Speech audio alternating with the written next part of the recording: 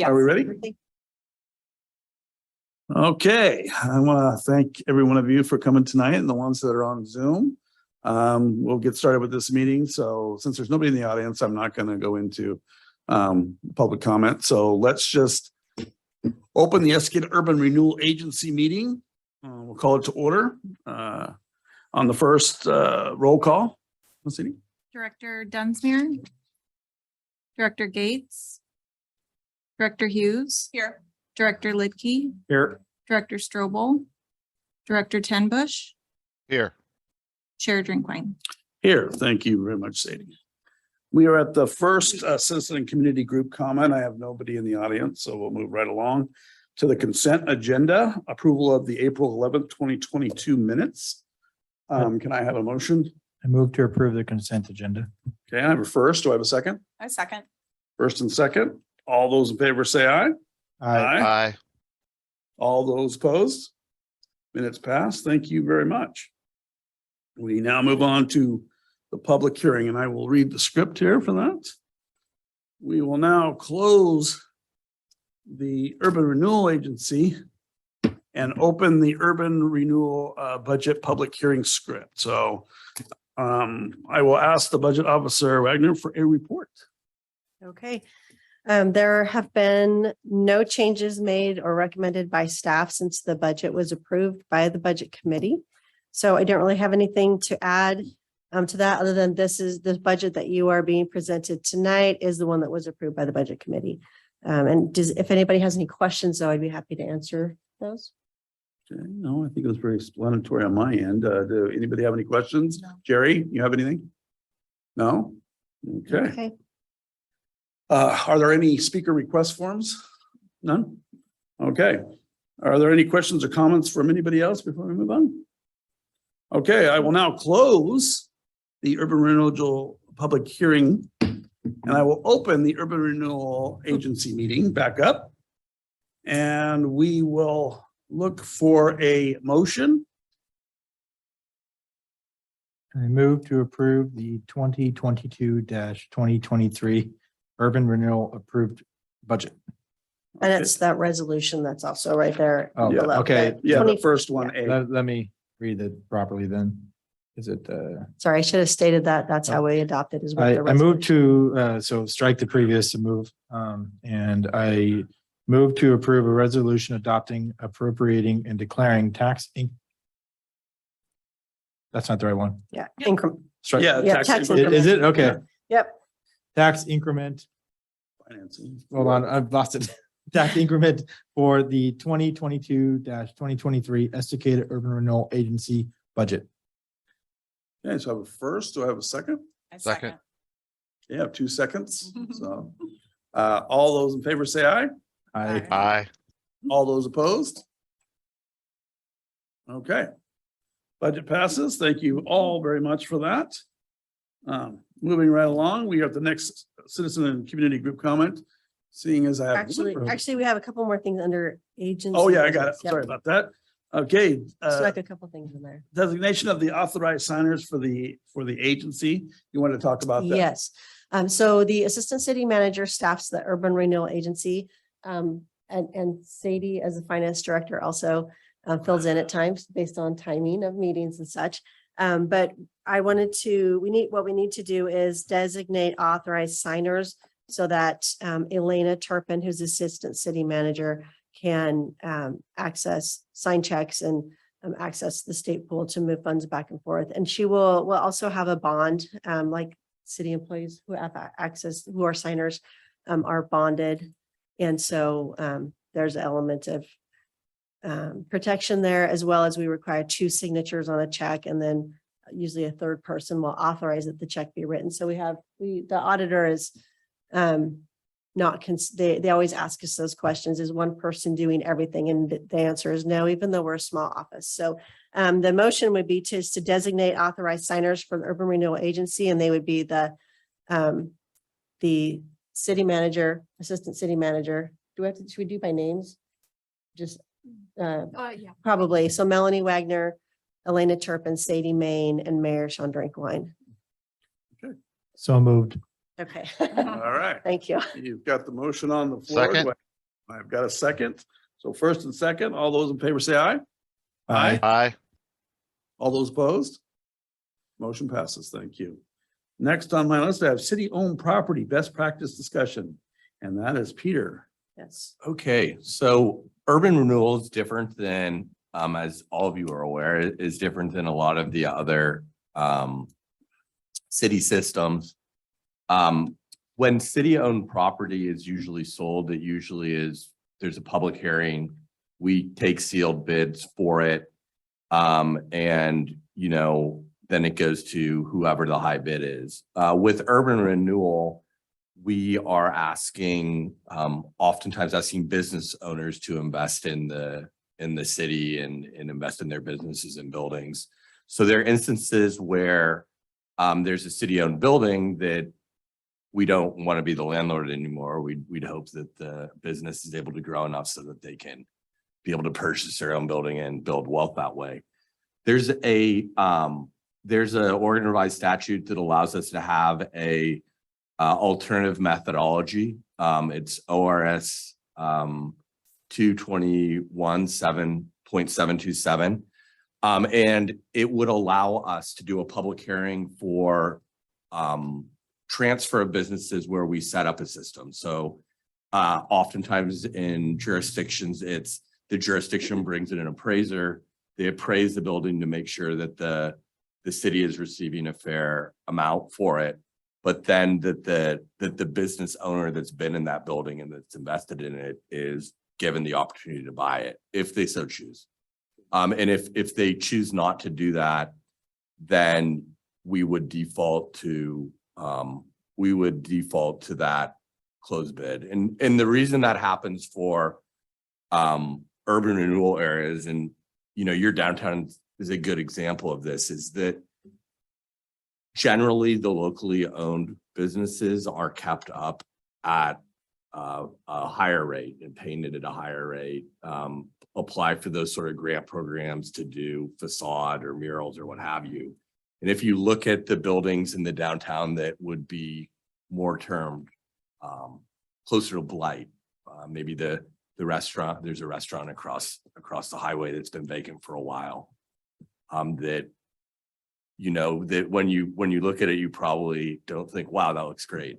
You think maybe I wish there was a local owner that had more pride in place, that would get tenants in that building that would serve the community.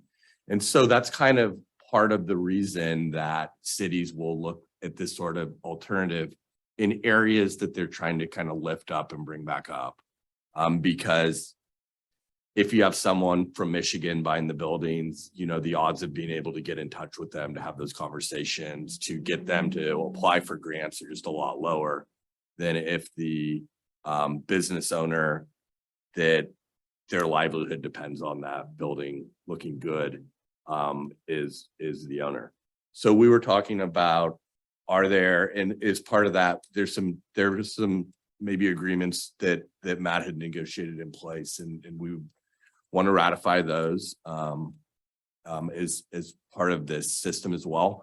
But if you guys are interested in that type of system that promotes local ownership in the urban renewal area, then we can, Melanie and Sadie and I can develop kind of that criteria.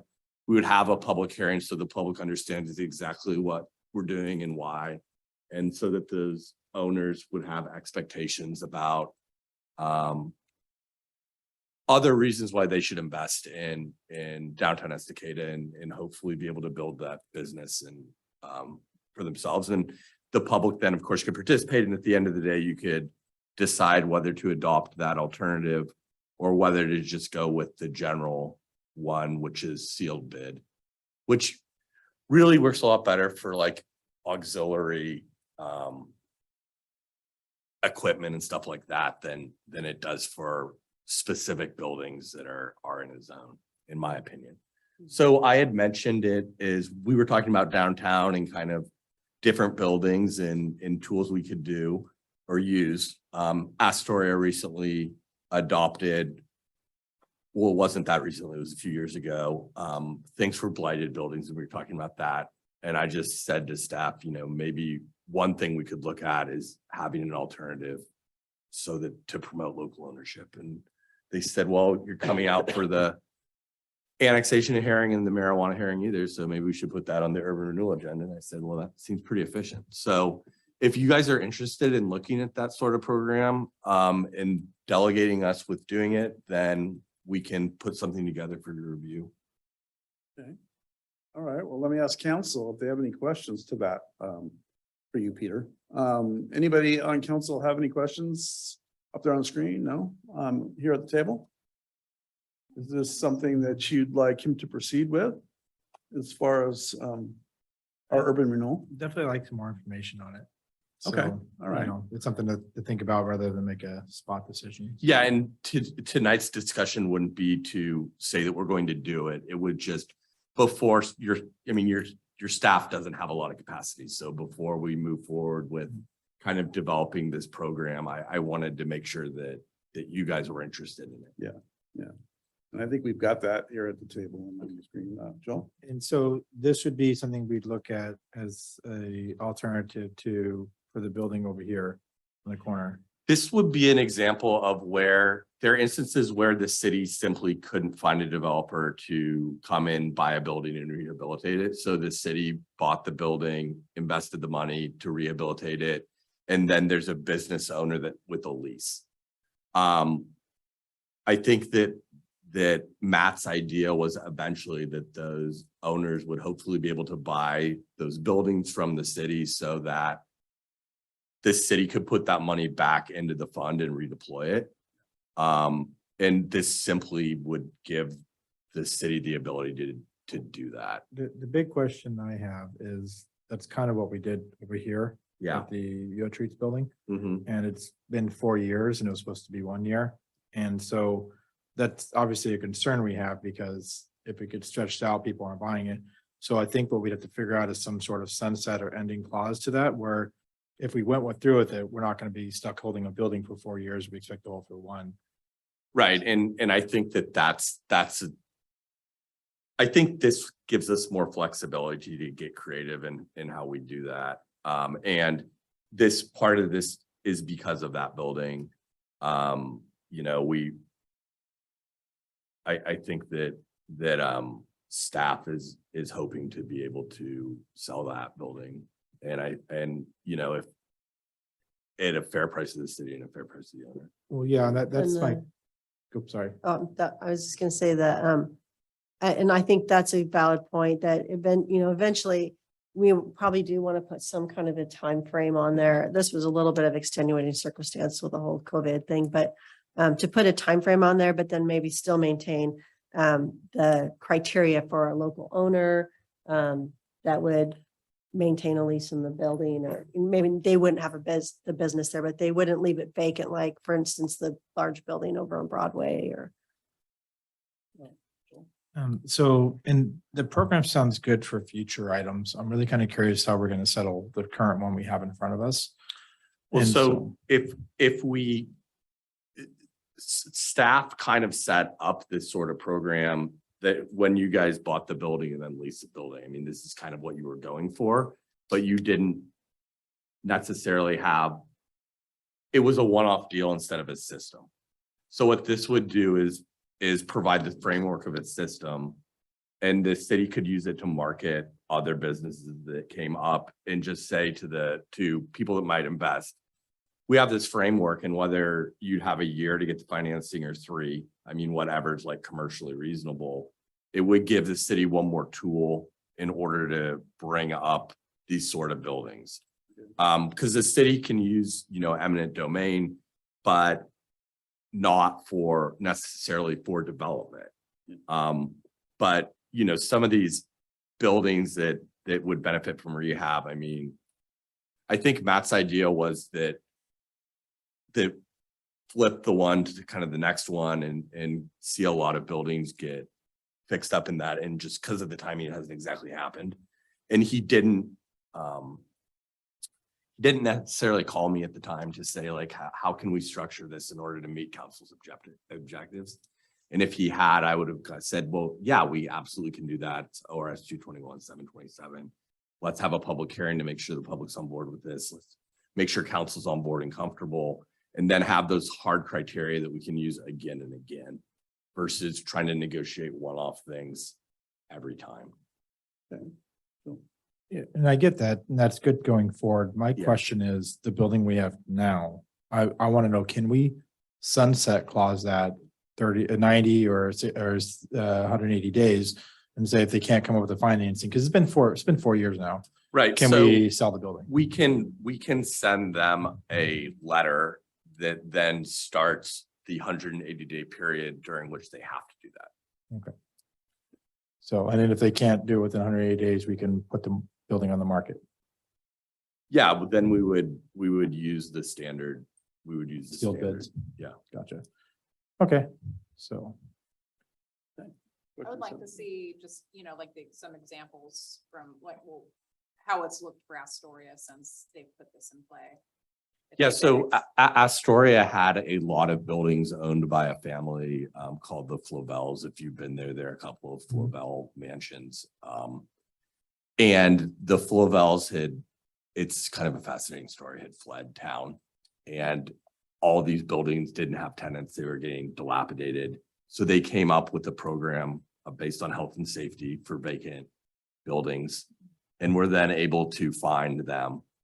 And when the liens reached a certain level, they were then able to foreclose the liens. And the practical impact of a lot of it had the Flovels consult with an attorney and figure out how to sell these buildings. And if you remember what Astoria looked like 10 years ago and you compare it to what it looks like now, that it will be impossible to say that program didn't make a tremendous difference in their community.